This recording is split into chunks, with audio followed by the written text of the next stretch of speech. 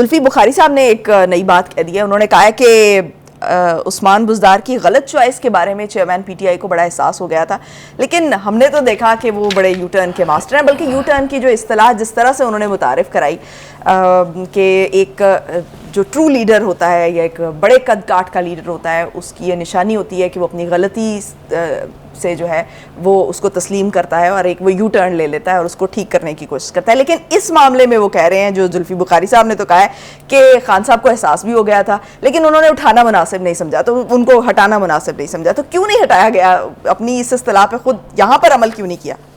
زلفی بخاری کی بات پر اپنا تاثر دینے سے پہلے میرے خیال سے ایک بات اور کہنی چاہیے. وہ یہ ہے کہ جب آپ اس طرح کے لوگ اپنی پارٹی میں شامل کرتے ہیں اور ان کے اوپر تکیہ کر کے بیٹھ جاتے ہیں، جب برا وقت آتا ہے تو وہ کس طریقے سے اپنے ہاتھ اور پیر جھاڑ جھوڑ کے ایک طرف ہو جاتے ہیں. کوئی دوسری پارٹیوں میں چلا جاتا ہے، کوئی پریس کانفرنس یا اعلان کر کے یا انٹرویو دے کے کہتا ہے ہمارا تو کوئی تعلق ہی نہیں تھا. وہ سارے اقدامات جس کا حصہ رہے ہیں یہ سب جو پارٹیاں چھوڑ گئے ہیں، جو ابھی کچھ باقیات ہیں چند لوگ، ان میں زلفی بخاری صاحب کا بھی حصہ ہے. زلفی بخاری صاحب کو آج یہ کہنے کی ضرورت پیش آ گئی ہے کہ جی وہ فیصلہ بڑا غلط تھا، لیکن انہوں نے جب تک وہ وزیر اعظم تھے اس وقت تک تو کبھی یہ نہیں کہا. کبھی سنا آپ نے ان سے؟ دوسری بات، دوسری لاجک جو ان کی یہ ہے کہ جی پتہ تو چل گیا تھا کہ بڑی گڑبڑ ہو گئی ہے لیکن پھر وہ فیصلہ نہیں ہو سکا کہ ان کو ہٹا دیا جائے. تو وہ میرے خیال سے آپ نے جو کوالٹی بیان کی ہے اس وقت کے لیڈر کی، کیونکہ ہمیں تو یہی بتایا گیا تھا کہ جی بڑا لیڈر وہ ہوتا ہے جو جس وقت چاہے اپنا کیا ہوا فیصلہ، اپنا کیا ہوا اعلان، اپنی کہی ہوئی بات واپس لے لے، جس کو ایک نئی اصطلاح پاکستان کی سیاست میں جاری ہوئی یو ٹرن کی، اور یو ٹرن کا شہنشاہ ان کو کہا گیا. پہلی بات تو یہ ہے کہ سیاست کی بنیادی اخلاقیات کے برعکس ہے یہ بات. سیاستدان اور لیڈر وہ ہوتا ہے جو اپنی کہی ہوئی بات پر ڈٹ جائے. یہ پہچان ہوتی ہے کسی اچھے لیڈر کی. فیصلہ کرنے سے پہلے خوب سوچ لے اور پھر ڈٹ جائے، جیسے قائد اعظم بھی کہتے تھے. تو ہم نے دیکھا کہ جس طریقے سے لوگ جو ہیں انہوں نے اپنا دامن صاف کرنے کے لیے لا تعلقی کا اعلان کیا ہے. وہ کبھی کبھی وہ میری شاعری کی حص جو ہے وہ پھڑکتی ہے. وہ کہتے ہیں نا کہ اب یہ کیفیت بیان کر رہا ہوں میں، اب نزا کا عالم ہے مجھ پر، تم اپنی محبت واپس لو، جب کشتی ڈوبنے لگتی ہے تو بوجھ اتارا کرتے ہیں.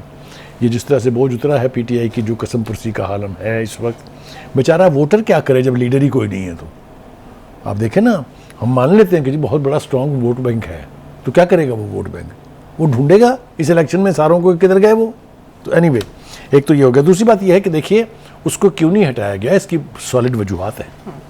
جس طریقے سے وہ بھائی صاحب بے حسی میں آنکھیں بند کر کے کان بند کر کے صرف صبح آ کے پوچھتے تھے لوگوں سے میں ابھی چیف منسٹر ہی ہوں نا، تو فرح گوگی صاحبہ نے جو چاند چڑھائے اس وقت اس کو روکنے کی نہ وہ پوزیشن میں تھے. اس لیے کہ یہ بات بار بار کہی گئی کہ وہ دولت جو اکٹھی کی جا رہی ہے اس کا سفر پنجاب سے بنی گلہ کی طرف ہوتا ہے. میں الزام نہیں لگا رہا ہوں، میں لوگوں کی کہی ہوئی باتیں دہرا رہا ہوں. تو اس لیے یہ کہنا کہ حضرت صاحب کو معلوم نہیں تھا، انہیں سب پتہ تھا پنجاب میں کیا ہو رہا ہے.